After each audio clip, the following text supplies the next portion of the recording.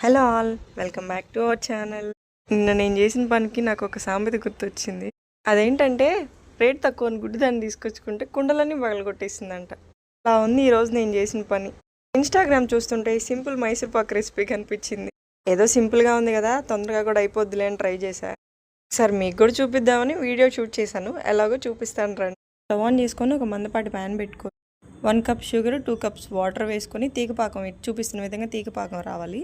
1.5 cup శనగపిండి తీసుకొని పచ్చివాసన పోయేంత వరకు కొంచెం రోస్ట్ చేసుకోవాలి.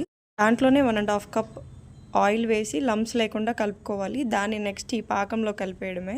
అలా టెక్స్చర్ మొత్తం దగ్గరికి వచ్చేలా కలుపుతూ ఉండాలి, లేదంటే లమ్స్ కట్టేస్తాయి. ఇప్పుడే మా ఇంట్లో వాళ్ళు అంటున్నారు వస్తుందా రాదా అని. అంతా యాజ్ ఇట్ ఈజ్ వాళ్ళు చెప్పినట్లనే చేశాను. లాస్ట్ వరకు బాగానే వచ్చింది.